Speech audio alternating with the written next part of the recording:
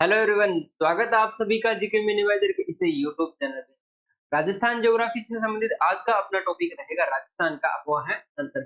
इस टॉपिक से रिलेटेड जो भी अपने एग्जाम ओरिएंटेड जो फैक्ट बनते हैं वो अपने एक साथ यहाँ पर कवर करने वाले हैं। तो चलिए शुरुआत करते हैं अपने आबोहवा तंत्र से संबंधित। सबसे पहले देखें इसकी बेसिक डेफिनेशन के रूप में कि आबोहवा तंत्र होता क्या है। तो आबोहवा तंत्र से तात्पर्य ऐसी मतलब नदियां, उनकी जो सहायक नदियां होते हैं उनका जो एक प्रारूप या फिर जो तंत्र का जो निर्माण करती है उसको अपने एक आबोहवा तंत्र के नाम से जानते हैं। अब अपने बात करते हैं कि राजस्थान में, तो राजस्थान का जो आबोहवा तंत्र है मतलब है राजस्थान की जो नदियां बहती हैं वो उनको अपने तीन प्रकार से विभाजित करेंगे। जिनमें पहला है बंगाल की खाड़ी की ओर जाने वाली नदियां, सेकंड है अपना अरब सागर की ओर जाने वाली नदियां और थर्ड है अपना आंतरिक प्रवाहित नदियां। मतलब ऐसी नदियां जो ना तो इस तरफ बंगाल की खाड़ी की तरफ जाती है ना ही जाती है अरब सागर की तरफ, मतलब अपना जो जल है वो स्थानीय स्तर पर उनका समाप्त हो जाता है, किसी भी जो ना तो बंगाल की खाड़ी में जाता है और ना ही वो अपना अरब सागर में जल लेके जाती है। तो इस प्रकार की जो नदियां होती हैं उसको अपने आंतरिक जल प्रवाह की नदियों के अंतर्गत सम्मिलित करते हैं। और इसके अलावा बात करें कि राजस्थान में जो स्पेशली राजस्थान में किस प्रकार का अपवाह तंत्र सर्वाधिक देखने को मिलता है तो वो है अपना अपवाह तंत्र। राजस्थान की जो अधिकांश नदियां हैं बात करें वो अपना जल है वो यहीं पर अपना समाप्त हो जाता है, मतलब उनमें जल का प्रवाह ज्यादा नहीं होता है, इसलिए अपने स्थानीय स्तर पर वो अपना एंड हो जाती है। ठीक है, अब तीनों के बारे में अपने वन बाय वन कवर करेंगे कि जो बंगाल की खाड़ी की ओर जाने वाली कौन सी नदियां हैं, अरब सागर की ओर जाने वाली कौन सी नदियां हैं और थर्ड है अपना आंतरिक प्रवाह की कौन सी नदियां अपने को देखनी है। एग्जाम पॉइंट ऑफ व्यू से सारी चीजें यहाँ पर अपने कंप्लीट करें। थोड़ा सा अपने रफली मैप्स के थ्रू समझते हैं। देखिए मान लीजिए ये है अपना राजस्थान, ठीक है, और ये है अपना सबसे बीच में अरावली। राजस्थान को लगभग दो भागों में बांटने वाली कौन सी है, अरावली है। तो सीधा सीधा समझने के दृष्टिकोण से रफली माने कि जिन नदियों का उद्गम है अरावली के पश्चिम में होता है वो तो अपना जल कहाँ पर लेके जाती है, अरब सागर में लेके जाती है। और जिन नदियों का जो नदियां उद्गम होती है या फिर जो राजस्थान में भी प्रवेश किस तरफ से, जो अपने दक्षिण की तरफ है और या फिर पूर्वी तरफ है, वो अपना जल कहाँ लेके जाती है, बंगाल की खाड़ी, बंगाल की खाड़ी में। और इस तरफ लेके जाती है अरब सागर। ठीक है, एक रफली अपने आइडिया समझ सकते हैं। अपने देखेंगे वन बाय वन जब कवर करेंगे सारी बारे में चर्चा करेंगे कि किस तरफ से कहां से उद्गम हुआ है। उस हिसाब देखेंगे कि राजस्थान का जो ढाल है वो किस तरफ है, लगभग जो अपना पूर्व की तरफ ढाल है, इसलिए अपना जो नदियां हैं वो जल अपना पूर्व की तरफ लेके जाती है और अंत में कहां पर मिल जाती है, बंगाल की खाड़ी में अपना जल गिरा देती है। चलिए शुरुआत करते हैं अपने आज की सेशन की। इसमें मेनली सबसे पहले बात करेंगे अपने बंगाल की खाड़ियों की ओर जाने वाली नदियां। ऐसी नदियां जो अपना जल है प्रत्यक्ष या अप्रत्यक्ष रूप में बंगाल की खाड़ी की ओर लेके जाती है उनको अपने बंगाल की खाड़ी की अपवाह तंत्र के अंतर्गत सम्मिलित करेंगे। पहली और मोस्ट इंपोर्टेंट है अपनी चंबल नदी। चंबल नदी के बारे में चर्चा करेंगे कि राजस्थान में चंबल नदी का किस प्रकार से महत्व है, कहाँ से ये निकलती है, इस पे कौन से बांध बने हुए हैं, या फिर अपने एग्जाम के इंपॉर्टेंट जो जो फैक्ट बनते हैं अपने चंबल नदी से संबंधित वो अपने कवर करेंगे। पहले बात करते हैं इसके उपनाम की कि चंबल नदी को और किस किस नाम से जाना जाता है। जिनमें है कामधेनु है, चर्मणवती है, नित्यवाही है और बारहमासी। मतलब राजस्थान के एकमात्र अपने बोल सकते हैं कि जो नित्यवाही है मतलब जिसका प्रवाह है वो हमेशा या फिर पूरे 12 महीने तक रहता है, उसको अपनी कौन सी नदी बोलते हैं, चंबल नदी के नाम से जानते हैं। क्योंकि राजस्थान का जो अपवाह क्षेत्र है वो लगभग डिपेंड करता है अपने वर्षा के ऊपर। जो भी राजस्थान से उद्गम होने वाली नदियां हैं उनका प्रवाह निर्भर करता है वर्षा पर। जितनी अधिक वर्षा होगी उस हिसाब से उनका प्रवाह क्षेत्र होगा। लेकिन ये जो चंबल नदी है वो राजस्थान में बहती हुई सबसे लंबी नदी भी बोल सकते हैं, साथ साथ में ये 12 मासी मतलब हर महीने हर पूरे वर्ष भर ये बहती रहती है, इसलिए इसको अपने नित्यवाही और 12 मासी के नाम से भी जानते हैं। चलिए उसके बाद में बात करें इसके उद्गम की। ये चंबल नदी है जो कहाँ से निकलती है, तो मध्य प्रदेश में, मध्य प्रदेश के जानापाओ की पहाड़ियां, जानापाओ की पहाड़ियों से निकलती है। उसके बाद में राजस्थान में प्रवेश करती है। राजस्थान में बहने के बाद में स्पेशली जो राजस्थान का पूर्वी हिस्सा है, दक्षिण से निकलने के बाद में पूर्व की तरफ बहती हुई लास्ट में यूपी के अंदर ये मिल जाती है यमुना नदी। तो इसमें अपने देखे हैं कि जानापाओ की पहाड़ियों से जो मध्य प्रदेश में है वहां से इसका उद्गम होता है। राजस्थान में प्रवेश कहाँ से होता है, चौरासीगढ़ से। देखिए ये है अपना राजस्थान का रफली मैप। ठीक है, तो निकलती कहाँ से, मध्य प्रदेश से। तो मध्य प्रदेश राजस्थान के यहाँ पर है लगभग, मध्य प्रदेश यहाँ पर है अपने भौतिक प्रदेश जब कवर किए थे, तो अपने जो राजस्थान के जो पड़ोसी राज्य है उसके अंदर अपने मध्य प्रदेश को कवर कर लिया था, और सर्वाधिक जो अंतरराज्य सीमा है वो भी अपनी राजस्थान में मध्य प्रदेश के साथ लगती है। ये है एमपी, और यहाँ क्या है अपनी जाना पाव की पहाड़ियां, जाना पाव की पहाड़ियां, जाना पाव की पहाड़ियां से इसका उद्गम हुआ, और राजस्थान में लगभग यहाँ से, ठीक है, ये है लगभग चित्तौड़गढ़, यहाँ से प्रवेश करते हुए इस तरफ बहती है, लास्ट में कहां पर चली जाती है, ये जो राजस्थान के पूर्वी हिस्से है जिनमें अपने बात करें कोटा संभाग से होते हुए और जो भरतपुर संभाग के आसपास बहती हुई लास्ट में यहाँ पर कहां चली जाती है, यूपी के अंदर चली जाती है, यूपी के अंदर चली जाती है, यमुना नदी में अपना जल गिरा देती है, और यमुना नदी अपना जल कहां पर गिराती है, बंगाल की खाड़ी के अंतर्गत गिराती है। ये अपने रफली मैप के थ्रू समझ रहे हैं, इसका उद्गम एमपी से हो रहा है, राजस्थान में प्रवेश कर रही है, उसके बाद में अपना लास्ट में कहां पर लेके जा रही है, यूपी में यमुना नदी के अंतर्गत लेके जा रही है। राजस्थान में प्रवेश कहां से होगा, तो चित्तौड़गढ़ की 84 से, और प्रवाह क्षेत्र जैसे आपने देखा, एक तो कोटा संभाग और उसके बाद में अपना भरतपुर वाला संभाग है, जिनमें चित्तौड़गढ़ है, कोटा है, बूंदी है, सवाई माधोपुर है, करौली, धौलपुर में बहती हुई अंत में कहां पर चली जाती है, यूपी में। और यूपी के अभी बात करें कि मुरादगंज तो यूपी में है के पास यमुना में मिल जाती है, अपना जल गिरा देती है, और यमुना नदी लास्ट में अपना जल कहां पर लेके जाती है, बंगाल की खाड़ी की तरफ लेके जाती है।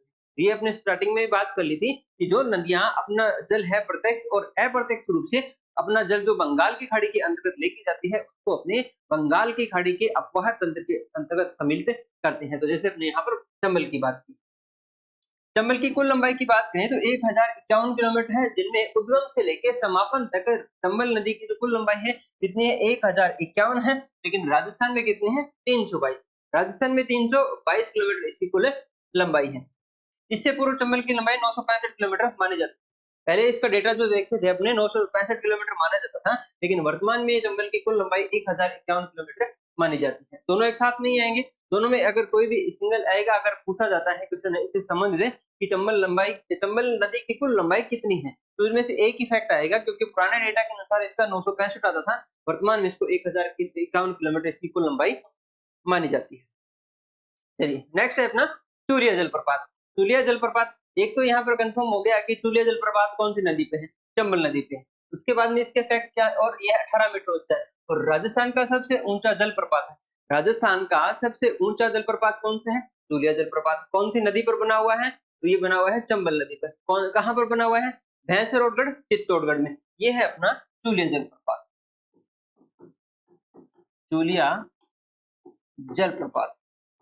इसे समझ में भी आ गया होगा क्या कि जलप्रपात होता क्या है। इसी फोटो के हिसाब से आप समझ सकते हैं कि यह राजस्थान का सबसे ऊंचा जलप्रपात है, जिसको अपने चूलिया जलप्रपात बोलते हैं। कहाँ पर है, भैंसरोडगढ़ चित्तौड़गढ़ में है, 18 मीटर इसकी ऊंचाई है, राजस्थान का सबसे ऊंचा है। और कौन सी नदी पर बना हुआ है, चंबल नदी पर बना हुआ है। नेक्स्ट अपने पानी की उपलब्धता के आधार पर राजस्थान की सबसे बड़ी नदी। पानी की जल उपलब्धता के आधार पर जैसे अपने इसके उपनाम के साथ में स्पष्ट कर लिए हैं कि ये नित्यवाही है, 12मासी है, इस हिसाब से राजस्थान की सबसे बड़ी नदी है किस आधार पर, पानी की उपलब्धता के आधार पर। पानी की उपलब्धता के आधार पर राजस्थान की सबसे बड़ी नदी है। राजस्थान में सर्वाधिक अवनालिका अपरदन करने वाली भी नदी है।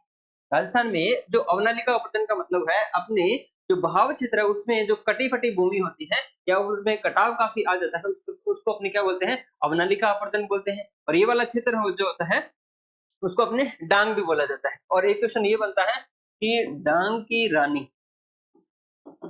की रानी किसको बोला जाता है, तो करौली। डांग की रानी किसको बोला जाता है, करौली को बोला जाता है। जो ओबड़ खाबड़ या फिर जो व्यर्थ भूमि हो जाती है इसके भाव क्षेत्र के कारण उसको अपने अवनालिका अपरदन के रूप में जानते हैं, या फिर स्थानीय भाषा में उसको डांग के नाम से जानते हैं, और डांग की रानी के नाम से अपने करौली को जानते हैं। ठीक है, तो ये है अपना अवनालिका अपरदन। यह नदी सर्वाधिक बीहड़ भूमि वाली विस्तार करती है, कि जहां पर गड्ढेनुमा जो भूमि बन जाती है उसको अपने क्या बोलते हैं, बीहड़ बोलते हैं। और सर्वाधिक बीहड़ भी कहां पर देखने को मिलते हैं, अपने चंबल नदी के अंतर्गत। इसके अलावा बीहड़ को डाकुओं की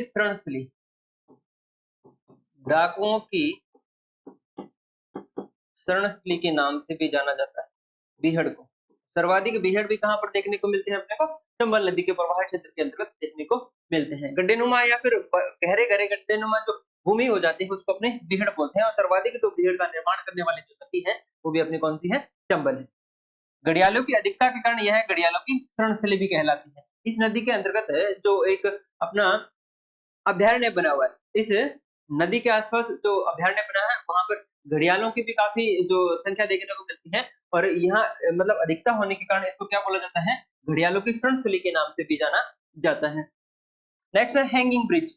ये राजस्थान का पहला हैंगिंग ब्रिज कहाँ पर है, चंबल नदी पर। ये है अपना हैंगिंग ब्रिज और कहाँ पर बना हुआ है, कोटा में। हैंगिंग ब्रिज कहाँ पर है राजस्थान में, पहला कोटा में बना हुआ है। कौन सी नदी पर बना हुआ है, तो ये बना हुआ है चंबल नदी पर। ठीक है, ये फैक्ट यहाँ पर ध्यान रखना है। इसके अलावा बात करें अपने बांध की, चंबल पर निर्मित बांध के बारे में। इंपॉर्टेंट सबसे ज्यादा यही चीज है अपने कि ये चंबल नदी पर कितने बांध बने हुए हैं। पहला क्वेश्चन ये बनता है तो 4 बांध बने हुए हैं। उसमें भी पूछ लिया जाए कि राजस्थान में कितने बांध हैं, तो 3 बांध हैं। एक कौन सा नहीं है, जो पहला बांध है इसके उद्गम से लेने के बाद में तो इसके समापन की तरफ अगर अपने चारों बांध की डिस्कस करें तो जो 4 बांध है उसमें पहला जो गांधी सागर जो बांध है वो अपने राजस्थान में नहीं, वो एमपी पर बना है। बाकी जो 3 बांध है वो अपने राजस्थान के अंतर्गत बने हुए हैं। तो क्वेश्चन यहाँ पर ये बन सकता है कि चंबल नदी के उद्गम से लेकर समापन की ओर मतलब इसका जो बहाव चित्र है उसके हिसाब से इन चारों का जो क्रम बताना है। तो पहला कौन सा है अपना गांधी सागर, दूसरा कौन सा है अपना गांधी सागर जो एमपी में है मध्य प्रदेश में, उसके बाद में राणा प्रताप सागर रावत भट्टा चित्तौड़गढ़ में। तो चंबल नदी पर बना हुआ राजस्थान का पहला बांध कौन सा है, राणा प्रताप सागर बांध। थर्ड है अपनी बात करें जो जवाहर सागर बांध जो कोटा में बना हुआ है और चौथा कौन सा है, कोटा बैराज बना। तो ये 4 बांध है, इनका चारों का क्रम ध्यान रखना है। इनके अफवाह के आधार पर जैसे जैसे मतलब उत्तर एमपी से होता है। पहला बांध भी कहाँ पर है, राणा प्रताप जो अपने गांधी सागर बांध है वो एमपी में है। उसके बाद में राजस्थान में पहला पूछ किया जाए तो राणा प्रताप सागर है। दूसरा पूछ राणा जो चंबल पे बना हुआ तीसरा, लेकिन राजस्थान में जो दूसरा वो है जवाहर सागर और चौथा कौन सा है, कोटा बैराज जो राजस्थान का तीसरा है और चंबल पे बना हुआ चौथा है। उसमें भी एक क्वेश्चन ये बन जाता है कि जो 3 जो है वहां पर तो बिजली उत्पादित होती है, लेकिन जो कोटा बैराज है यहाँ पर विद्युत का उत्पादन नहीं होता है। केवल इससे क्या काम में लिया जाता है, सिंचाई काम में लिया जाता है। ये भी क्वेश्चन बन जाता है कि चंबल नदी पर बना हुआ ऐसा बांध जिससे केवल सिंचाई होती है, वो कौन सा अपना कोटा बैराज। अब इनसे संबंधित अपनी चर्चा कर लेते हैं, बांध से संबंधित अपने को क्या क्या चीजें ध्यान में रखनी है। तो यह चंबल नदी पर जो परियोजना बनी हुई है इसमें इसकी परियोजना की तो शुरुआत हुई 1953-54 में और कौन से राज्य के हैं, वो है अपनी राजस्थान प्लस एमपी की। और कितने कितने प्रतिशत है, दोनों का हिस्सा कितना है, 50-50%। जो भी यहाँ पर विद्युत जो उत्पादित होगी उसमें हिस्सा कितना रहेगा, 50-50 रहेगा, राजस्थान और मध्य प्रदेश का। अब अपने चारों की चर्चा करते हैं एक एक। पहला अपना गांधी सागर और चंबल नदी पर बना हुआ, उसके उद्गम से लेके पहला है अपना गांधी सागर, कहाँ पर बना हुआ है, मध्य प्रदेश में बना हुआ है। तो मध्य प्रदेश में बना हुआ है। यह चंबल पर निर्मित सबसे बड़ा बांध है, चंबल पर निर्मित सबसे बड़ा बांध है और निर्मित पहला बांध। ठीक है, ये एग्जाम ओरिएंटेड फैक्ट यहाँ पर पूरे कवर किए गए हैं। ठीक है, 1 बाय 1 अपने पूरे कवर कर लेते हैं। पहला क्या है कि गांधी सागर की निर्मित चंबल पर बना हुआ सबसे बड़ा बांध भी है और चंबल पर बना हुआ पहला बांध भी है। यहाँ पर 23 × 5 मतलब 115 मेगावाट यहाँ पर विद्युत का उत्पादन होता है और इस बांध का जो उद्घाटन है वो पंडित नेहरू जी के द्वारा 1960 में किया गया, क्योंकि इस योजना की शुरुआत कब हो गई थी, 1953-54 में। और ये जो पहला जो यहाँ पर बन गया था बांध गांधी सागर, उसका उद्घाटन 1960 में नेहरू जी के द्वारा किया गया। चलिए सेकंड बात करते हैं अपने राणा प्रताप सागर की। तो चंबल नदी पर बना हुआ दूसरा और राजस्थान में बनने वाला पहला, जो चंबल नदी पर राजस्थान पर बनने वाला पहला जो बांध है उसका नाम है राणा प्रताप सागर, जो रावत भाटा चित्तौड़गढ़ में बना हुआ है। भराव क्षमता की दृष्टि से राजस्थान का सबसे बड़ा है। भराव क्षमता की दृष्टि से सबसे बड़ा बांध कौन सा है अपना, राणा प्रताप सागर चंबल नदी पर बना हुआ है रावत भाटा चित्तौड़गढ़ में। यहाँ पर है जो 43 × 4 मतलब 4 यूनिट लगी हुई 43 मेगावाट की, कुल मिला के 172 मेगावाट यहाँ पर विद्युत का उत्पादन होता है। इस बांध के किनारे Rajasthan atomic power station Rawat भाटा बना है, कर्नाटक के सहयोग से बना है, जो देश का दूसरा परमाणु विद्युत संयंत्र है। तो ये चीज भी ध्यान रखना है कि परमाणु या फिर एटॉमिक पावर स्टेशन अपना रावत भाटा है वो कौन से बांध के किनारे बना हुआ है, राणा प्रताप सागर बांध के किनारे बना हुआ है। 2 बांध अभी तक अपने देखे, अब अपने बात करें थर्ड बांध की। तीसरा बांध है जवाहर सागर बांध, जो कोटा में बना हुआ है। यह बांध कोटा व बूंदी जिलों की सीमा बनाता है और यहाँ 33 × 3 मतलब 33 वोल्ट की 3 यहाँ पर इकाइयां लगी है। 99 मेगावाट यहाँ पर विद्युत का उत्पादन होता है। तो कुल 4 में से 3 ही ऐसे जहाँ पर विद्युत का उत्पादन होता है। इनमें पहले बात करें जो गांधी सागर जो बांध है इसमें कितना 115 मेगावाट का होता है। 115 मेगावाट का जो राणा प्रताप सागर है उसमें 172 मेगावाट का और जो कोटा वाला है उसमें 99 मेगावाट का, कुल मिला के 386 मेगावाट हो गए। उसमें अगर बात करें राजस्थान और एमपी का कितना कितना हिस्सा है, 50-50 हिस्सा है। उस हिसाब से राजस्थान को इस परियोजना से, चंबल परियोजना के अंतर्गत अपने विद्युत 193 मेगावाट जो है अपने राजस्थान को प्राप्त होती है। कुल कितना है, 386, जिसमें से आधा हिस्सा है 193 मेगावाट राजस्थान का हिस्सा है और 143 मेगावाट किसका है, एमपी का हिस्सा है विद्युत में। ठीक है, ये चीज भी ध्यान रखना है। क्वेश्चन ये बनता है अपना कि राजस्थान का कितना हिस्सा बनता है, राजस्थान को इस योजना से, इस परियोजना से कितने मेगावाट जो विद्युत है प्राप्त होती है, 193। नेक्स्ट अपना तो कोटा बैराज। तो कोटा बैराज, इससे केवल सिंचाई होती है, जैसे अपने पहले चर्चा कर ली, इससे विद्युत उत्पादन नहीं होता है। विद्युत उत्पादन सिर्फ 3 बांधों से होते हैं और कुल मिलाकर कितनी विद्युत अपने को मिलती है, 193 मेगावाट। इस बांध से सिंचाई से तो 2 नहरें निकाली गई है। बाई नहर है जो कोटा व बूंदी पे सिंचाई करती है और जो दाई नहर है कोटा बूंदी मध्य प्रदेश में सिंचाई करती है। इस दाई नहर पर कुल 8 लिफ्ट नहरें भी बनाई गई है। सीधा ध्यान रखना है कि ये जो नहरें बनाई गई हैं वो कौन से जिलों या फिर राज्य को सिंचित करती है। जैसे 2 नहरें निकाली गई है, जो बाई नहर बोली गई है उसमें तो कोटा व बूंदी में सिंचाई होती है, लेकिन जो दाई नहर है उससे कोटा 12 व मध्य प्रदेश में सिंचाई होती है। चलिए, अब और इम्पोर्टेंट चीज आ जाती है चंबल की सहायक नदियों के बारे में। मेनली जो चंबल के बारे में है वो जिसमें अपने कवर कर लिया है कि कहाँ से इसकी शुरुआत होती है, कहाँ पर एंड होता है, कितनी लंबाई है, इस पर कौन से बांध बने हुए हैं और इसको और क्या क्या इंपॉर्टेंट फैक्ट बनते हैं जो अपने एग्जाम ओरिएंटेड। अब अपने बात करेंगे चंबल की सहायक नदियों के बारे में, क्योंकि आजकल इस प्रकार के भी क्वेश्चन काफी पूछे जाते हैं कि इनकी नदियों बतानी है। पहले कुछ सीधा सीधा पूछा जा सकता है पहला क्वेश्चन कि इनमें से कौन सी चंबल की सहायक नदी है या फिर नहीं। सेकंड टाइप का अगर क्वेश्चन पूछा जाए, उनमें आजकल पूछा जाता है ज्यादातर कि कौन सी नदी है जो दाएं किनारे की है, तो कौन सी है वह बाएं किनारे की है। तो उसके हिसाब से अपने यहाँ पर अरेंज किया है चंबल की सभी नदियों को, जिसमें से पहले बात करेंगे अपने जो चंबल की दाईं ओर की। तो ऐसी नदियां चंबल की दाईं ओर से मिलती हैं, उनको पहले कवर करेंगे, उसके बाद में बात करेंगे अपने चंबल की बाईं ओर के मिलने वाली नदियों को। स्पेशली आपको कम से कम नाम जरूर ध्यान रखना है और इनकी लोकेशन ध्यान रखनी है कि ये बाईं तरफ से मिलती है या फिर दाईं तरफ से मिलती है।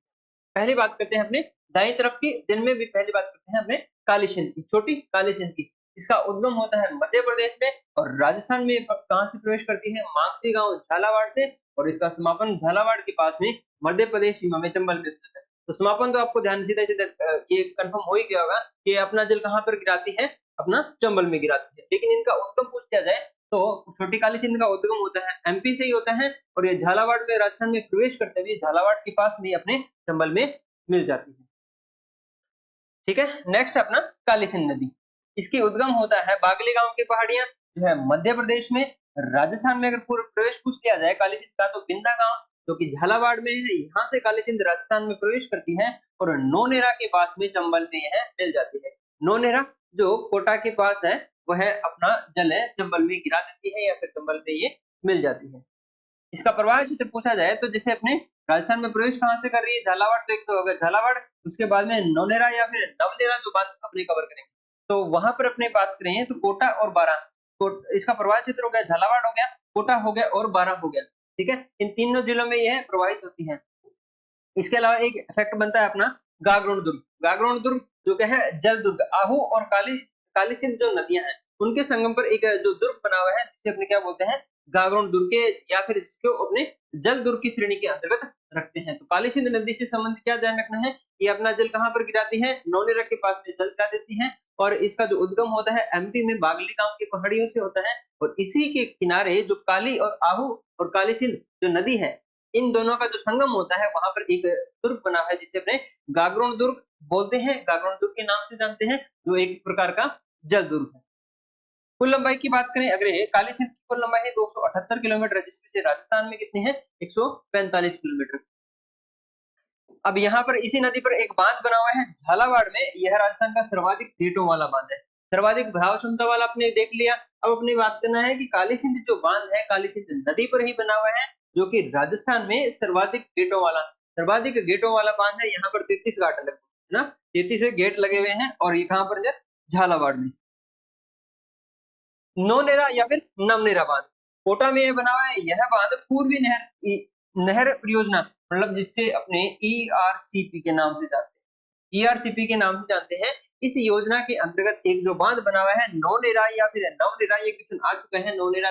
नवनेरा जो बांध है कहां पर बना हुआ है, कोटा पे और कौन सी परियोजना का हिस्सा है, ईआरसीपी परियोजना का यह हिस्सा है।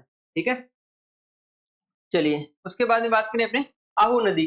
तो इसका जो उद्गम होता है सुसनेर से होता है। सुसनेर जो है एमपी में, राजस्थान में ये प्रवेश करती है नंदपुर झालावाड़ से Mukundra hills national park. National जो पार्क है उसकी चर्चा अपने अलग से करेंगे, अलग से टॉपिक है, वन्य जीव अभ्यारण्य उसमें चर्चा करेंगे। अभी थोड़ा सा ध्यान रखना है कि जो मुकुंदरा हिल्स नेशनल पार्क में से बहती हुई कोटा झालावाड़ की सीमा बनाती है, मतलब इस नेशनल पार्क के अंतर्गत आहू नदी अपना जल जो प्रवाहित होती है, और इसका जो समापन हो जाता है गागरों झालावाड़ में कालीसिंध। आहू और कालीसिंध जो नदियां हैं इनके संगम पर अपने अभी कवर करके हैं कि इनके संगम पर जो गागरों एक दुर्ग बना हुआ है, और ये अपना जो कालीसिंध में जल गिरा देती है। आहू जो अपना कालीसिंध में जल गिरा देती है, और कालीसिंध के बाद में ये कहां पर अपना बना तो जो है अपना चंबल, चंबल में अपने नदी में अपना जल गिरा देती है। ठीक है, तो आहू से संबंधित क्या ध्यान रखना है, उसका उद्गम है सुसनेर एमपी में, राजस्थान में झालावाड़ जिले के जो नंदपुर से प्रवेश करती है, उसके बाद में ये मुकंदरा हिल्स में बहती है, और लास्ट में कालीसिंध जो गागरोन में जो कालीसिंध में अपना जल गिरा देती है। और कालीसिंध की जैसे चर्चा की अपने, कालीसिंध जो अपना जल कहां पर गिरा देती है, चंबल में गिरा देती है। ठीक है, और इसके किनारे जैसे अपने पहले कवर कर ही दिया कि ये जो दुर्ग बना हुआ है गागरोन वाला। अब इसकी भी सहायक पूछ लिया जाए कि आहू नदी की भी सहायक नदी कौन सी है, पिपलाद नदी। ठीक है, पिपलाद नदी अपना जल कहां पर गिराती है, आहू नदी में। आहू कहां गिराती है, कालीसिंध में। कालीसिंध कहां गिरा देती है, अपना चंबल में। तो ऐसे ये सीरीज बनी हुई है जो अपने को ध्यान रखनी है। तो बाकी इनडायरेक्टली रूप से ये भी कि अगर सहायक नदी में पूछ लिया जाए, अगर ऑप्शन में से आता है, चारों ऐसे ऑप्शन आ जाते हैं जिनमें अभी जो कवर करने मेनली उनका नाम ना आने के ना नहीं आता है और पिपलाद कहा जाता है, तो भी अपने इसको सहायक नदी बोले, क्योंकि ये प्रत्यक्ष और अप्रत्यक्ष रूप से अपना जल कहां पर गिरा रही है, चंबल में गिरा रही है। सबसे पहले पिपलाद पिपलाद अपना जल कहां गिराएगी, आहू में। आहू अपना जल गिराएगी कालीसिंध में, और कालीसिंध अपना जल कहां गिरा देती है, चंबल में। और चंबल अपना जल कहां गिरा देती है, यमुना में। और यमुना अपना जल कहां गिरा देती है, बंगाल की खाड़ी में। तो ऐसे ये पूरा जो जाल बना हुआ है, तो अपने को डायरेक्ट और इनडायरेक्ट किसी भी तरीके से अपना जो लास्ट में जहां पर समापन हो रहा है उसकी अपने सहायक नदी बोलेंगे। चलिए नेक्स्ट अपना परवन नदी। परवन नदी जो उद्गम होता है इसका विंध्याचल पर्वतमाला से, जो एमपी से होता है, राजस्थान में प्रवेश करती है खरीगोर झालावाड़ जिले से। प्रवाह क्षेत्र की बात करें, झालावाड़, बारा और कोटा में, और समापन हो जाता है इसका बारा के पास में कालीसिंध में। कालीसिंध में इसका समापन हो जाता है। मनोर थाना दुर्ग जो है झालावाड़ में, परवन में कालीघाट नदी के संगम के पास में स्थित है। इसके अलावा जो शेरगढ़ जो अभ्यारण्य है, शेरगढ़ अभ्यारण्य है जिसे सांपों के शरणस्थली के नाम से जाना जाता है, और शेरगढ़ दुर्ग जो बारा में है, ये भी कहां पर परवन नदी के किनारे बने हुए हैं। तो परवन नदी से किनारे से संबंधित जो चीजें ध्यान रखनी है कि एक तो इसका जो उद्गम कहां से होता है, विंध्याचल पर्वत की पहाड़ियों से होता है। उसके बाद राजस्थान में प्रवेश करती है झालावाड़ जिले के खरीगोर से, और वह जैसे झालावाड़, बारा और कोटा है, और ये समापन इसका कालीसिंध में हो जाता है। इसके किनारे जैसे बात करें अपने, एक तो मनोर थाना दुर्ग भी बना हुआ है, इसके अलावा शेरगढ़ अभ्यारण्य बना हुआ है, और इस शेरगढ़ जो दुर्ग है वो भी इसी के किनारे। तो परवन नदी से इतनी चीज अपने को ध्यान में रखनी है। चलिए नेक्स्ट बात करें अपने पार्वती नदी की। पार्वती नदी जिसका उद्गम कहां से होता है, विंध्याचल पर्वत की श्रेणी सीहोर क्षेत्र में, मध्य प्रदेश से। राजस्थान में प्रवेश करती है करियाहाट बारा से। राजस्थान में कहां से, करियाहाट बारा से ये प्रवेश करती है। राजस्थान में प्रवेश करते समय पार्वती नदी बारा और मध्य प्रदेश की सीमा, तो चंबल में मिलने से पहले वह कोटा मध्य प्रदेश की सीमा भी बनाती है। और इसका समापन कहां पर, पालीघाट सवाई माधोपुर के पास चंबल में हो जाता है। तो इसका मेनली नाम ध्यान रखना है कि पार्वती नदी एक चंबल की सहायक नदी है। ठीक है, नेक्स्ट अपना कुन्नू नदी। कुन्नू नदी का जो उद्गम होता है शिवपुरी के पठार, मध्य प्रदेश से इसका उद्गम होता है। राजस्थान में प्रवेश करती है मुसेरी गांव, बारा से। और प्रवाह क्षेत्र की बात करें, जैसे इसकी एंट्री कहां से हो रही है, अपने बारा गांव से, मुसेरी गांव बारा से हो रही है, तो कोटा में यह मिल रही है, समापन कोटा में हो रहा है। तो इसका प्रवाह क्षेत्र दो जिले हो गए, बारा और कोटा। और ये कहां पर समापन हो जाती है, ये अपना जल कहां गिरा देती है, अपना चंबल नदी में, कोटा में ये अपना जल गिरा देती है, कुन्नू नदी। ठीक है, नेक्स्ट अपना सीप नदी। सीप नदी से संबंधित देखिए, सबसे पहले श्योपुर जिला एमपी में इसका उद्गम होता है। प्रवाह क्षेत्र की बात करें तो सवाई माधोपुर में यह बहती हुई, और सवाई माधोपुर में ये कहां पर मिल जाती है, चंबल नदी में। लेकिन चंबल नदी में जब मिलती है तो यहाँ पर एक संगम बनाती है। कि कौन सा संगम बनाती है, त्रिवेणी संगम। त्रिवेणी का मतलब तीन नदियां जहां पर आपस में मिलती है उसको अपने क्या बोलते हैं, त्रिवेणी संगम मिलते हैं। तो कौन सी नदियां हैं इस त्रिवेणी संगम के अंतर्गत, जो चंबल है, बनास है और सीप है, ये तीनों नदियां क्या बनाती है, त्रिवेणी संगम बनाती है। कहां पर बनाती है, रामेश्वरम में, जो कहां पर है, सवाई माधोपुर। सवाई माधोपुर में। ठीक है, तो त्रिवेणी संगम से संबंधित पे एक काफी बार क्वेश्चन अपने को देखने को मिलता है। पहला अपना त्रिवेणी संगम में कौन सा है? रामेश्वरम में कौन सी नदियां हैं? चंबल, बनास, सीप, ये तीनों आपस में नदियां जो मिलती है कहां पर? रामेश्वर जो है सवाई माधोपुर में। तो ये है अपना त्रिवेणी संगम, और जिसमें से एक अपना नाम है सीप नदी का। सीप नदी अपना जल कहाँ गिरा रही है? चंबल में गिरा रही है। त्रिवेणी संगम का भी निर्माण यहाँ पर हो रहे हैं। तो तीनों जो भी अपने इंपॉर्टेंट तो त्रिवेणी संगम उनको अपने लास्ट में एक साथ भी कवर करने वाले हैं। यहाँ पर एक तो फैक्ट बन रहा है अपना सीप नदी से संबंधित त्रिवेणी संगम। तो तीन नदियां हैं, रामेश्वर सवाई माधोपुर में आपस में मिलते हैं, उसको अपने त्रिवेणी संगम बोलते हैं। कौन सी नदियां हैं? चंबल है, बनास है और सीप है। चंबल, बनास, सीप। चलिए अब बात करेंगे अपने चंबल की बाईं ओर की मिलने वाली, अभी तक जो अपने देख रहे थे चंबल की दाईं ओर की मिलने वाली नदियों के बारे में। अब ऐसी कुछ नदियां जो चंबल नदी के बाईं ओर मिलती है उनकी अपनी चर्चा करेंगे। सबसे पहले है जिसमें गुंजाली नदी। इसका उद्गम कहां से होता है? विंध्याचल पर्वतमाला, मध्य प्रदेश से इसका उद्गम हो रहा है। तो इसका प्रवाह क्षेत्र कहां से हो रहा है? चित्तौड़गढ़ में। संगम भी कहां पर हो रहा है? चित्तौड़गढ़ में चंबल में मिलता है। जैसे अभी अपने आपने नोटिस किया होगा कि राजस्थान में जो चंबल नदी है एमपी से लगभग एमपी से स्टार्ट हो जाती है। एमपी के और जो राजस्थान की सीमा है उससे कुछ दूरी पे ये राजस्थान में जो इसका उद्गम होता है और उसके बाद में राजस्थान में प्रवेश कर जाती है। तो इसकी जो लगभग जो कुछ नदियां तो ऐसी है जिनका उद्गम जो इसकी सहायक नदियां हैं कुछ जो उनका उद्गम भी कहाँ से हो रहा है? मध्य प्रदेश से हो रहा है। और मध्य प्रदेश के बाद में राजस्थान में जो राजस्थान की जो इसके बॉर्डर एरिया है या फिर जो मध्य प्रदेश के साथ सीमा बनाने वाले जिले हैं वहीं से ये प्रवेश करती है और वहीं पर इसका समापन हो जाता है। तो आपने एक हिंट के रूप में भी इसको याद कर सकते हैं। जैसे अपने यहाँ देखिए गुंजाली नदी के इसका उद्गम कहाँ से हो रहा है? विंध्याचल पर्वतमाला मध्य प्रदेश से हो रहा है। राजस्थान में प्रवेश कहाँ से हो रहा है? चित्तौड़गढ़ से हो रहा है। चित्तौड़गढ़ में इसका समापन हो रहा है। जैसे ठीक इसी तरह से चंबल की बात करें, चंबल का उद्गम भी कहाँ से हो रहा था? मध्य प्रदेश से हो रहा है। चित्तौड़गढ़ में से ही प्रवेश कर रहे थे और इसमें एक यही सेम कंडीशन किसके साथ है? गुंजाली के साथ है। मध्य प्रदेश से इसका उद्गम हो रहा है, राजस्थान में प्रवेश चित्तौड़गढ़ से कर रही है। चित्तौड़गढ़ में कहां पर मिल रही है? चंबल में मिलती है। इस हिसाब से भी आप याद कर सकते हैं। चलिए नेक्स्ट अपना बामणी नदी। बामणी या फिर ब्रह्माणी नदी उद्गम होता है इसका हरिपुरा की पहाड़ियां चित्तौड़गढ़ से। संगम भैंसरोडगढ़ चित्तौड़गढ़ में चंबल में मिल जाती है। और भैंसरोडगढ़ जो दुर्ग है वो भी कहां पर है? बामणी व चंबल नदी के किनारे बना हुआ है। भैंसरोडगढ़ चित्तौड़गढ़ में। ठीक है, भैंसरोडगढ़ चित्तौड़गढ़ जो दुर्ग बना हुआ है कौन सी नदियां हैं? बामणी और चंबल नदी। और बामणी का जो उद्गम कहां से? और हरिपुरा की पहाड़ियां चित्तौड़गढ़ से और भैंसरोडगढ़ के पास में ये चंबल नदी में मिल जाती है। चलिए नेक्स्ट है अपना कुराल नदी। कुराल नदी इसका उद्गम होता है उपरमाल के पठार से। भीलवाड़ा में बिजोलिया आंदोलन के समय या फिर किसान आंदोलन के समय और अपनी चर्चा करेंगे इससे उपरमाल के पठार के बारे में। अभी अपने को क्या ध्यान रखना है कि कुराल नदी का उद्गम हो रहा है उपरमाल के पठार। भीलवाड़ा से प्रवाह कहाँ पर होता है? भीलवाड़ा और बूंदी में। ये भीलवाड़ा से तो क्या होती है? उद्गम होता है और बूंदी में ही मिल जाती है। तो दो ही जिलों में इसका प्रवाह क्षेत्र है कौन सा? भीलवाड़ा और बूंदी में। तो बूंदी के निकट ये कहाँ मिल जाती है? चंबल में मिल जाती है। ठीक है, तो कुराल नदी भी चंबल की सहायक नदी है।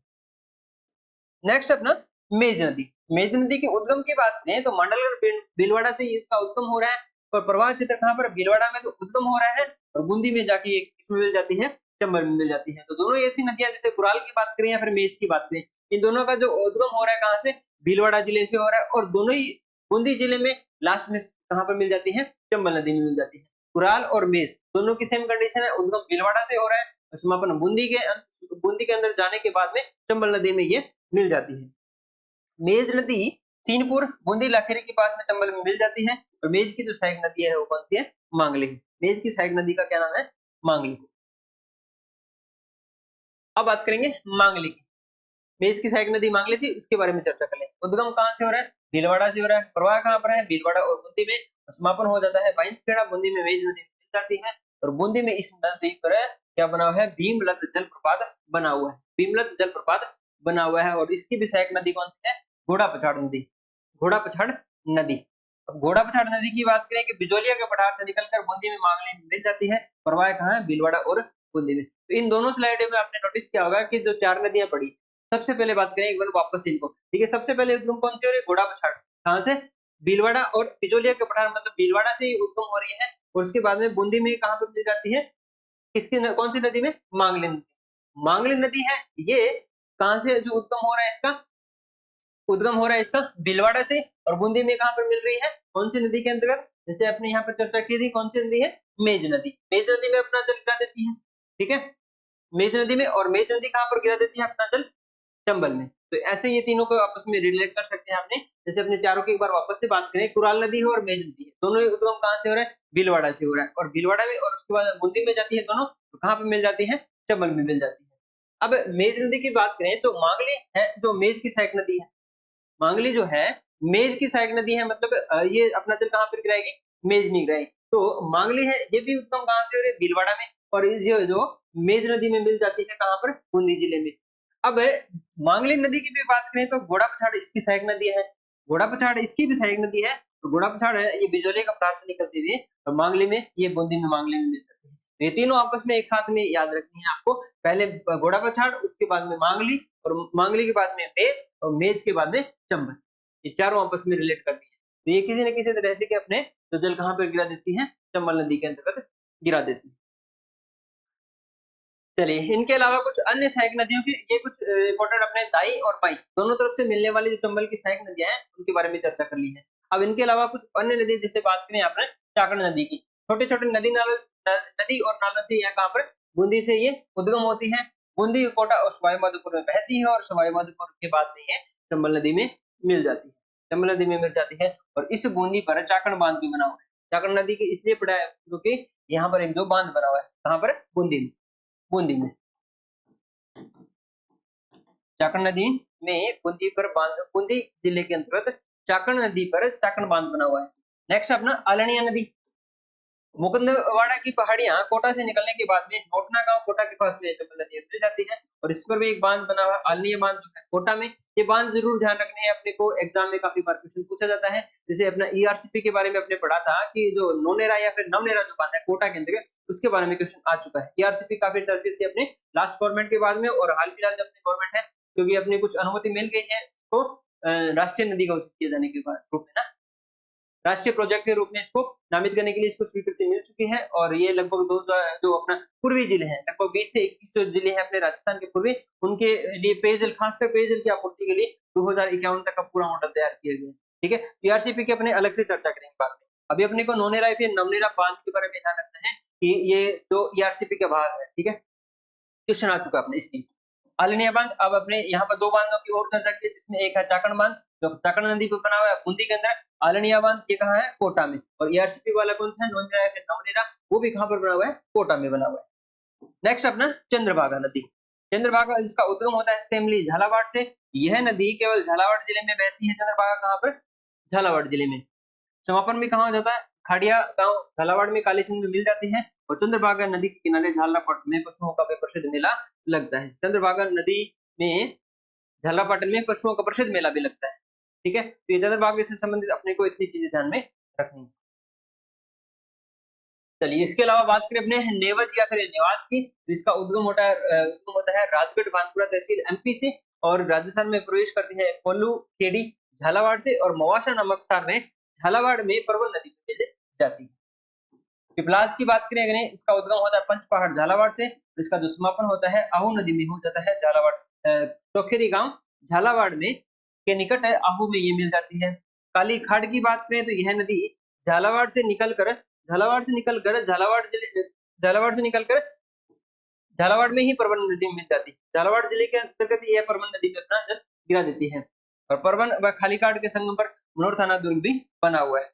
तो परवन के बारे में जैसे अपने पहले चर्चा की थी, यहाँ पर मनोर थाना जो दुर्ग बना हुआ है वो भी इसी के किनारे बने हुए। तो ये था अपने चंबल से संबंधित अपने पूरी चर्चा कर ली है। इसमें अपने चंबल की बेसिक जानकारी के साथ साथ इसके बांध के बारे में, इसकी बाई और दाई जो प्रमुख नदियां हैं उसके बारे में जो एक्स्ट्रा फैक्ट बनते हैं अपने वो पूरे कवर कर चुके हैं। इससे सबसे ज्यादा क्वेश्चन अपने पूछे जाते हैं जो बंगाल की खाड़ी का जो प्रवाह क्षेत्र है उसके अंतर्गत सबसे ज्यादा जो क्वेश्चन बनते हैं अपने चंबल नदी से संबंधित देखने को मिलते हैं, वो अपने 1 बाय 1 पूरे कवर कर लिए हैं। अब बात करेंगे अपने बनास नदी के बारे में।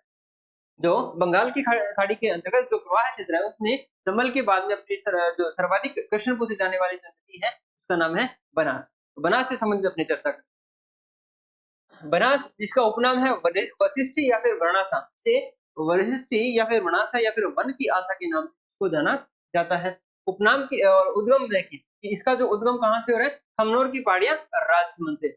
बनास नदी का उद्गम खमनोर की पहाड़ियां राजसमंद से।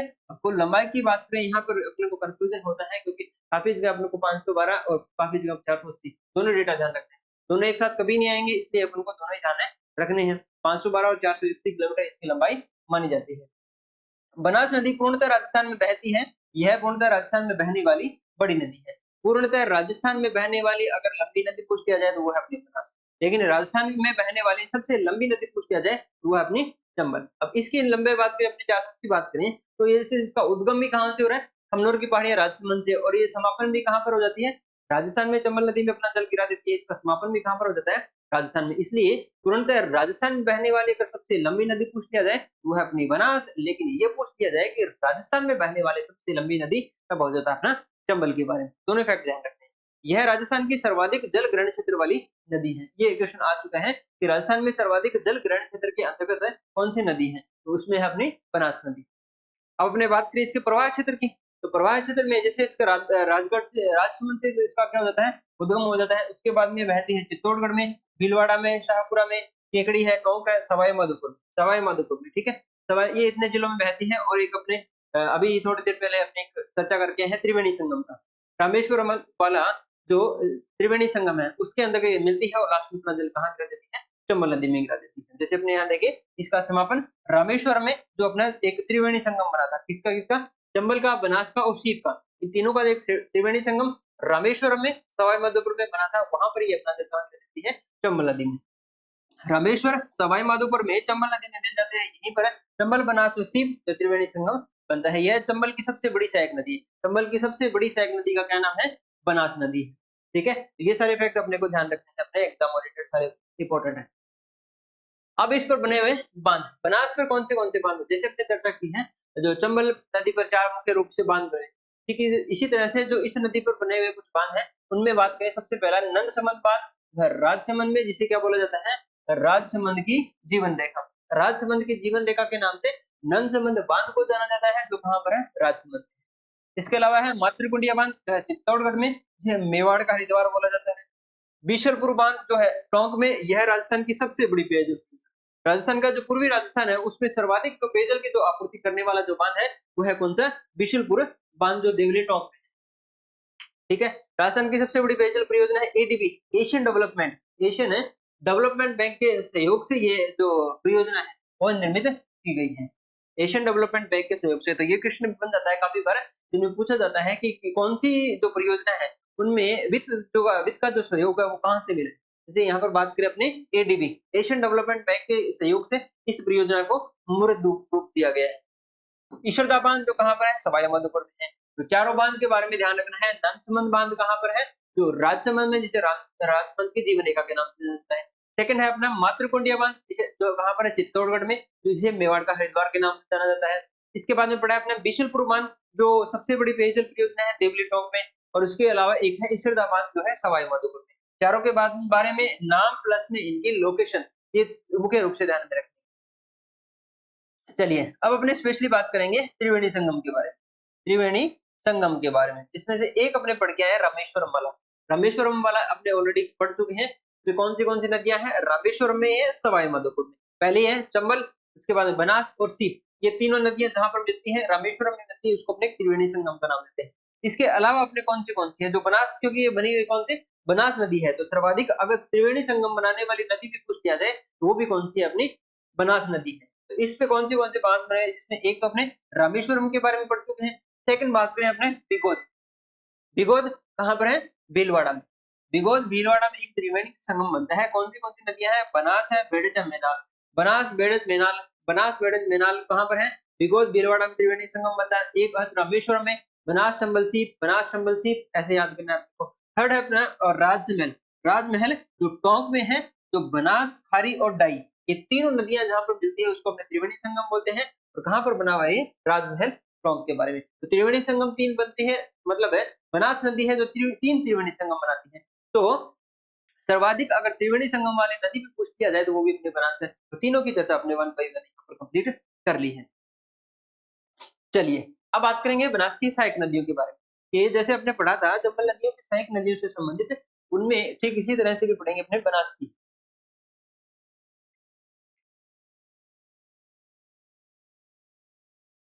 चलिए बनास की सहायक नदियों की बात करें, जिसमें पहली है बाईं ओर की सहायक नदियां। ऐसी नदियां जो चंबल के बाईं ओर मिलती है उनको बनास की सहायक नदियां, बनास की बाईं ओर की सहायक नदियों के नाम से जानेंगे। जिनमें पहली है अपनी कोठारी। कोठारी नदी जिसका उद्गम होता है दिवेर की पहाड़ियां राजसमंद से, समापन होता है नंद राय शाहपुरा में, बनास नदी के अंतर्गत ये मिल जाती है। और इसकी लंबाई कितनी है? 145 किलोमीटर है और ये राजसमंद, भीलवाड़ा और शाहपुरा में बहती है।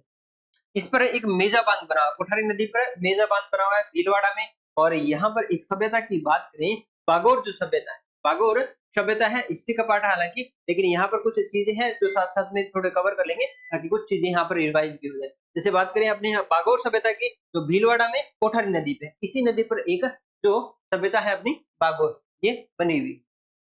ठीक है, तो कोठारी नदी से संबंधित अपने को इतनी चीज ध्यान रखनी है। उद्गम कहाँ पर है इसका? दिवेर की पहाड़ियां राजसमंद से, लगभग लंबाई है 145 किलोमीटर, 2 से 3 जिलों में जिसमें बात करें इसको राजसमंद है, भीलवाड़ा है, शाहपुरा में बहती है। इसी नदी पर मेजा बांध बना हुआ है और इसी के किनारे एक सभ्यता भी विकसित हुई है, बागोर सभ्यता जिसको अपने बोलते हैं। नेक्स्ट अपना खारी नदी। खारी जिसका उद्गम होता है बिजराल की पहाड़ियां राजसमंद से, और प्रवाह पूछ लिया जाए तो खारी नदी है राजसमंद में, भीलवाड़ा में, शाहपुरा, ब्यावर, केकड़ी, टोंक में बहती है और समापन हो जाता है इसका राजमहल टोंक में, बनास नदी में हो जाता है, बनास नदी में ये हो जाता है। ठीक है, राजमहल टोंक में, बनास नदी में खारी नदी का समापन हो जाता है। इसके किनारे एक बांध बना है जिसके खारी नाम, खारी नदी है और उसी पर खारी बांध बना हुआ है। कहाँ पर? आसिंद भीलवाड़ा के पास में बना हुआ है। और इसकी सहायक नदी का नाम पूछ लिया जाए, खारी नदी की सहायक नदी का, तो वह है अपना मानसी। चलिए नेक्स्ट अपना डाई नदी। डाई नदी इसका उद्गम होता है नसीराबाद पहाड़ी अजमेर से, और यह अजमेर के कड़ी टोंक में बहती है और राजमहल टोंक में ये बनास में मिल जाती है। राजमहल टोंक में ये मिल जाती है। कहाँ पर? राजमहल टोंक में। और कौन सी नदी में? बनास में मिल जाती है, क्योंकि अपने पढ़ी कौन सी रहे हैं? बनास की सहायक नदियां। नेक्स्ट अपना सहोदरा नदी। सहोदरा नदी जिसका उद्गम होता है अराय की पहाड़ियां अजमेर से, अजमेर और टोंक में बहती है, टोरडी सागर बांध को भरती है। ये इंपॉर्टेंट है। टोरडी सागर जो बांध है कहाँ पर है? टोंक में है। और कौन सी नदी पर है? सहोदरा नदी पर है। समापन कहाँ पर हो जाता है? बनास नदी में हो जाता है। नेक्स्ट बात करें अपने बांडी नदी। तो बांडी नदी जो है सामोद की पहाड़ियों की, सामोद की पहाड़ियों से निकलती है, जो वर्तमान में कहाँ पर है? जयपुर ग्रामीण में। बांडी नदी का उद्गम होता है सामोद की पहाड़ियां जयपुर ग्रामीण से, जयपुर में टोंक में बहती है, उसके बाद में देवधाम टोंक में यह बनास नदी में मिल जाती है। नेक्स्ट अपनी मोरेल नदी। मोरेल नदी जिसका उद्गम होता है चैनपुरा की पहाड़ियां जयपुर ग्रामीण से, जयपुर ग्रामीण दौसा सवाई माधोपुर में बहती है और इसका समापन कहाँ पर हो जाता है? सवाई माधोपुर में बनास नदी मिल जाती है। और अगर बात करें मोरेल की सहायक नदियों की, तो ढूंढ नदी वो इसकी सहायक नदी है और इसी पर एक बांध बना हुआ है मोरेल बांध सवाई माधोपुर। सवाई माधोपुर में मोरेल नदी पर मोरेल बांध बना हुआ है। तो ये बांध अपने लिए खास इंपॉर्टेंट है क्योंकि एग्जाम में सीधे सीधे क्वेश्चन पूछे जाते हैं। अब बात करें बनास की दाईं ओर की। अभी अपने देखे हैं बनास की बाईं ओर की कुछ सहायक नदियों के बारे में। अब देखेंगे अपने दाईं ओर की सहायक नदियां, जिनपे पहले अपने बेड़च या फिर आइड, बेड़च या फिर आइड के बारे में।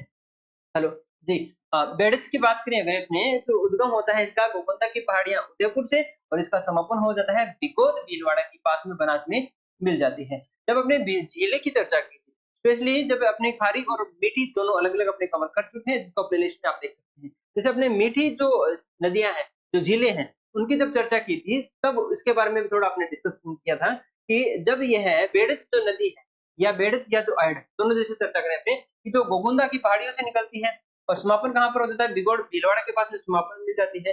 जब ये उद्गम से लेकर उदय सागर झील तक, तो इसे क्या बोला जाता है? आइड नदी बोलते हैं। उदय सागर जो झील है मीठे पानी की उदयपुर के अंतर्गत है, तो यह नदी जब गोकुंदा से पहाड़ियों के निकलने के बाद में उदय सागर झील तक, तो इसे क्या बोला जाता है? आइड नदी बोलते हैं। लेकिन उदय सागर से निकलने के बाद में इसको किस नाम से? बेड़च नदी के नाम से जाना जाता है। तो दोनों चीज में ध्यान रखनी है, आइड या बाइड एक ही है, लेकिन इसका जो नामकरण है वो उदय सागर झील तक, तो इसी आइड नदी बोलते हैं और उदय सागर के बाद में इसको बेड़च नदी के नाम से जाना जाता है। दोनों नाम ध्यान रखने हैं आपको। और प्रवाह का क्षेत्र पूछ लिया जाए तो उदयपुर, चित्तौड़गढ़ और भीलवाड़ा, इन तीनों जिले में इसका प्रवाह क्षेत्र है। आर्ड सभ्यता जो उदयपुर में है, आयरन नदी के किनारे बनी हुई है। बालाथल सभ्यता उदयपुर में, बेड़च नदी के किनारे। नगरी सभ्यता चित्तौड़गढ़ में, बेड़च नदी के किनारे। और यहाँ पर एक चित्तौड़गढ़ दुर्ग के बारे में, तो बेड़च और गंभीरी नदी के संगम पर है चित्तौड़गढ़ दुर्ग बना हुआ है। इसके अलावा गोशुंडा बांध जो चित्तौड़गढ़ में है, ये भी कहाँ पर? बेड़च नदी में, बेड़च नदी पर बना हुआ है। तो बेडज या आयड नदी के बारे में क्या ध्यान रखना है, इसका उद्गम कहाँ से हुआ है, गोगंदा की पहाड़ियों से उदय सागर झील तक आती है, तब तक इसको आयड बोला जाता है, उसके बाद में इसको बेडज बोला जाता है। अब कहाँ-कहाँ पे बहती है, इसे सबसे पहले बात करें, ये जो उदयपुर में, क्योंकि इसका उद्गम उदयपुर से हुआ है, उसके बाद चित्तौड़ में और कहाँ पर, भीलवाड़ा में। तो इसके किनारे जैसे 3 सभ्यता है मुख्य रूप से, पहली है आहट सभ्यता जो उदयपुर में ऐड नदी के किनारे, पालातल सभ्यता जो है बेडज नदी के किनारे, और नगरी सभ्यता चित्तौड़गढ़ जो बेडज नदी के किनारे है। और एक चित्तौड़गढ़ दुर्ग के बारे में जो बेडज और गंभीरी नदी के संगम पर है, साथ-साथ में एक जो बांध बना हुआ है गोशुंडा बांध चित्तौड़गढ़ में इस नदी पर बना हुआ है। चलिए इसके अलावा बात करें अपने गंभीरी नदियों की, गंभीरी नदी की।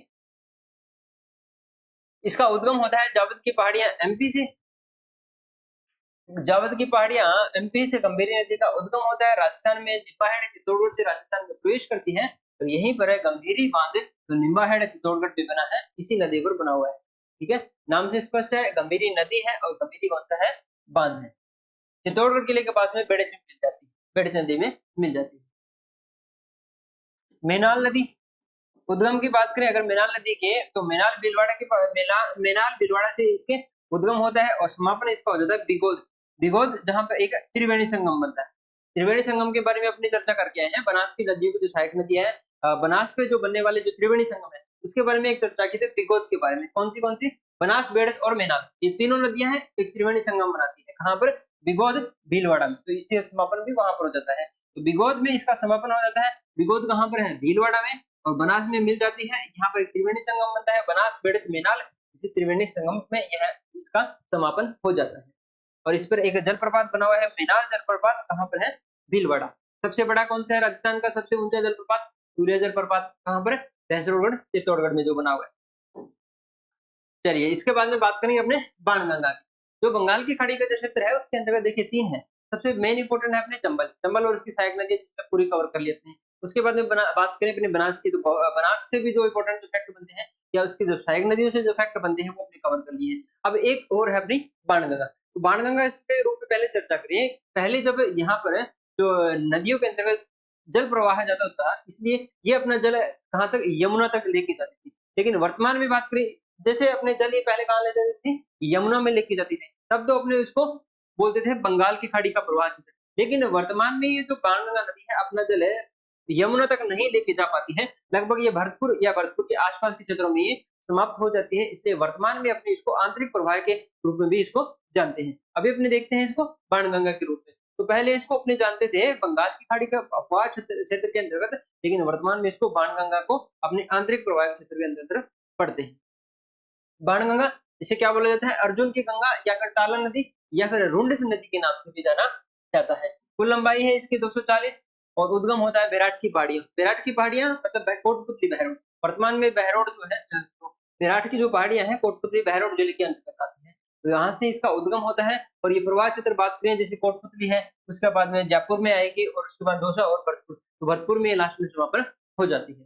ठीक है, तो राजस्थान में जैसे एक नदी यही है जो पहले ही मानी जाती थी कि अपना जल यमुना में, तो डायरेक्ट यमुना में अपना जल गिराने वाली भी एक ये नदी थी, एक गंभीर थी और एक अपनी है चंबल। राजस्थान से बहने वाली या फिर राजस्थान की 3 नदियां हैं जो अपना जल है सीधे यमुना में गिराती थी। एक है अपनी बाणगंगा, लेकिन वर्तमान में ये नहीं गिरा पाती। इसके अलावा गंभीर और इसके अलावा है एक चंबल, तीनों के नाम ध्यान रखें।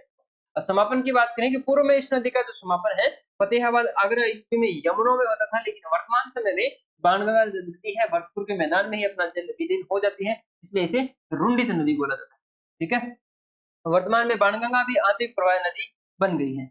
अब बेराट की सभ्यता है जो बाणगंगा नदी के किनारे है, उस पर जो बांध बने हुए हैं, एक तो है जंबा रामगढ़ बांध जो जयपुर ग्रामीण में इसका निर्माण करवाया था राम सिंह जी द्वितीय के द्वारा, महाराजा राम सिंह जी द्वितीय के द्वारा इसका निर्माण करवाया गया था। और एक है अजान बांध जो है भरतपुर में, घना पक्षी बिहार को जो जलापूर्ति होती है वो भी किससे, बाणगंगा नदी से ही होती है। चलिए एक है गंभीर नदी, गंभीर नदी जिसका उद्गम होता है नादौती की पहाड़ियां करौली से, और प्रवाह बात करें अपनी करौली, गंगापुर सिटी, भरतपुर यूपी के बाद में वापस कहाँ से आती है, धौलपुर में बहती हुई लास्ट में उत्तर प्रदेश में यमुना में जाती है। ऐसी नदी जो 2 बार राजस्थान में आती है, 2 बार राजस्थान में आने वाली, 2 बार दूसरी बार भी राजस्थान में आती है। जैसे इसका उद्गम भी कहाँ से हुआ, करौली से हुआ है, लेकिन ये यूपी में चली जाती है, फिर वापस से कहाँ पर निकल जाती है, ये यूपी में निकल जाती है। लास्ट में कहाँ पर अपना जल कहाँ पर यमुना में गिरा देती है। 3 नदियों की जैसे चर्चा की थी तो सीधा जल अपना यमुना में गिराती है। तो एक है गंभीर, एक है बाणगंगा, लेकिन वर्तमान में बाणगंगा को अपने आंतरिक प्रवाह के रूप में पढ़ते हैं। और इसके अलावा बात करें अपने गंभीर नदी की और एक है अपनी चंबल नदी, जो अपना जल कहाँ पर यमुना में गिराती है। इसे ऊँटगंगा नदी के नाम से भी जाना जाता है। तो श्री महावीर जी मंदिर जो करौली में है, इसी नदी के किनारे स्थित है। पांचना बांध जो है करौली में और गंभीर की 5 जो सहायक नदियां हैं, भद्रावती, भैंसावट, माची, अटा, बरखेड़ा पर मिट्टी का बना हुआ बांध है। अमेरिका के सहयोग से बना है और राजस्थान का सबसे बड़ा मिट्टी का बना हुआ बांध कौन सा है? पांचना बांध। ये चीज भी ध्यान रखनी है पांचना बांध के बारे में कि राजस्थान का मिट्टी से बना हुआ सबसे बड़ा बांध कौन सा है? पांचना बांध करौली। और किसके सहयोग से? अमेरिका के सहयोग से ये बना हुआ। ठीक है, तो गंभीर नदी से संबंधित फैक्ट अपने को ध्यान में रखनी है। तो ये था अपना राजस्थान के अपवाह तंत्र के अंतर्गत बंगाल की खाड़ी की ओर ले जाने वाली नदियों के बारे में। तो तीन जो राजस्थान का अपवाह तंत्र है उसको अपने 3 भागों में बांटा है, जिसमें अपना पहला जो भाग है बंगाल की खाड़ी की ओर जाने वाली नदियों के बारे में वो अपनी कंप्लीट कर लिया है। बाकी जो 2 पार्ट पढ़ते हैं इसमें अरब सागर की ओर ले जाने वाली नदियां और एक आंतरिक प्रवाह की नदियां वो अपने आगे की वीडियो में कवर कर लेंगे। तो उम्मीद है आज का आपको अच्छा लगा होगा, इसलिए क्लास के लिंक को शेयर करना है। साथ-साथ में चैनल को सब्सक्राइब नहीं किया है तो चैनल को भी सब्सक्राइब करना है। मिलते हैं नेक्स्ट वीडियो में, तब तक आपका बहुत-बहुत धन्यवाद। जय हिंद, जय भारत, जय जय राजस्थान।